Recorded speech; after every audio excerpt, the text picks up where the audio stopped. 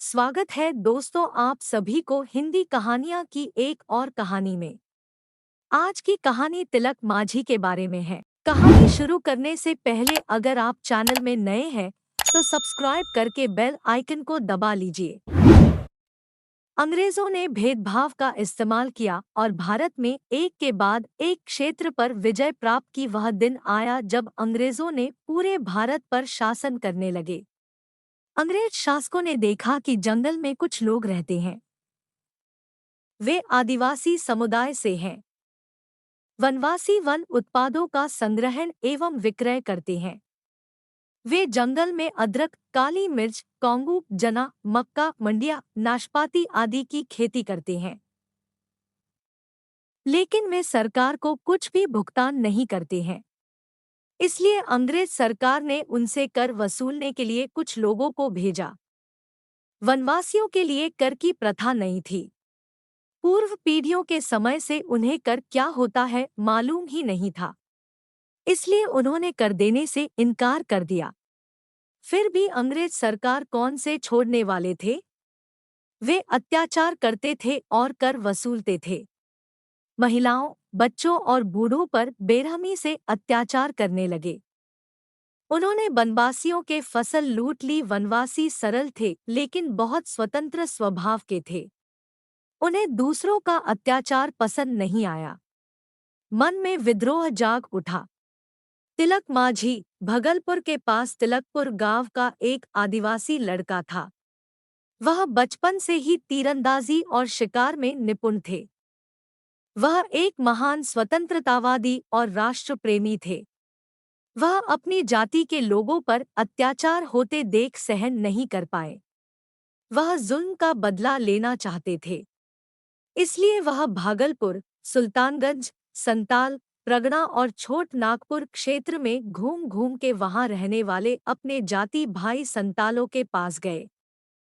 वे सब अंग्रेजों के उत्पीड़न से बहुत आहत थे। इसलिए वे सभी एक साथ लड़ने के लिए सहमत हुए। तिलक माझी ने सबसे पहले बंचारी जोर नामक स्थान पर अंग्रेजों के खिलाफ विद्रोह शुरू किया। विद्रोह में उन्होंने बहुत से अंग्रेज सैनिकों को मार डाला। देखते ही देखते विद्रोह कदम, भगलपुर, सुल्तानगंज, संताल, प्रगड़ा आदि क्षेत्रों में फैल गया। इसमें वन एवं पहाड़ी क्षेत्रों में अंग्रेज सैनिकों ने वनवासियों के विद्रोह को दबा नहीं सके, क्योंकि वनवासी जंगल और पहाड़ी इलाकों से भली भांति परिचित हैं। वहां वे गुप्त रूप से अंग्रेज सरकार के सैनिकों पर हमला कर रहे थे और उन्हें मार रहे थे। अंग्रेज सरकार ने देखा कि विद्रोही वनवासियों को आसानी से नहीं दबाया जा सकता है। इसलिए उन्होंने भेदभाव की नीति अपनाई और पहाड़ी इलाकों के सरदारों को अपनी ओर ले आए।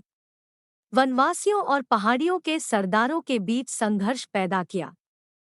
परिणामस्वरूप वनवासियों को अपने क्षेत्र के सरदारों तथा अंग्रेज सैनिकों से युद्ध करना पड़ा। फिर भी संतालों के विद्रोह को दबाया नहीं जा सका।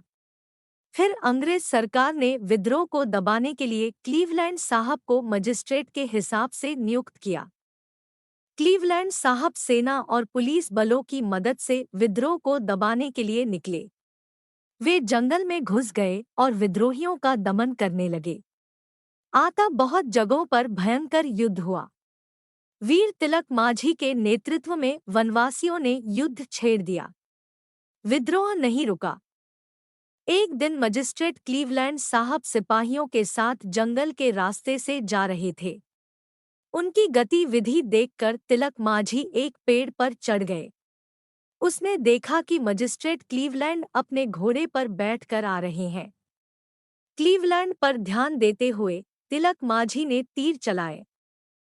तीर जाके क्लीवलैंड साहब की छाती पर लगी। तभी फौरन क्लीवलैंड साहब घोड़े के पीठ से गिर के मर गए। क्लीवलैंड की मृत्यु के बाद अंग्रेज सरकार में हलचल मच गई। वनवासियों को कैसे दबाया जा सकता है सोचने लगे। एक रात तिलक माझी और उनके साथी एक समारोह में शामिल हुए। वे उस उत्सव के नाच गाने में खोए हुए थे। मौका देखकर सरदार जाऊरा ने कुछ अंग्रेज सैनिकों को साथ मिलके संतालों पर हमला कर दिया। उस हमले में कई संताल विद्रोही नायक मारे गए और कई पकड़ लिए गए। लेकिन चतुराई से तिलक माझी भाग निकले और सुल्तानगंज के पहाड़ों में छिप गए। गुप्त रूप से उन्होंने युद्ध करके अंग्रेज सरकार को अस्थिर कर दिए। अंत में अंग्रेज सरकार हार गई और वह संतालों के रहने वाले पूरे क्षेत्रों को सैनिकों से घेर लिए। हर जगह, हर गुफा को खोज खोज कर उन्होंने संताल वीरों को मार डाला। परिणामस्वरूप संताल वीरों को आवश्यक भोजन नहीं मिल सका, तो भोजन के कमी से कुछ संताल मारे गए। विवश होकर विद्रोहियों ने अंग्रेज सेना शिविर को नष्ट करने के लिए सीधे युद्ध किए। ऐसे ही एक युद्ध में तिलक माझी अंग्रेज सिपाहियों के बीच फंस गए। वहां लड़ते लड़ते वो निरस्त्र हो गए। तब अंग्रेज सरकार ने उन्हें बंदी बना लिया और विचार करके उन्हें एक पेड़ से बांधकर फांसी पर लटका दिया। वीर तिलक माझी शहीद होने के बाद संताल विद्रोह टूट गया। दोस्तों, आप सभी को वीर तिलक माझी की कहानी कैसा लगा हमें कमेंट करके जरूर बताएं। तिलक माझी की कहानी पसंद आने पर वीडियो को लाइक करें और अपने दोस्तों को शेयर जरूर करें। ऐसे ही और कहानी सुनने के लिए हमें सब्सक्राइब जरूर करें। धन्यवाद।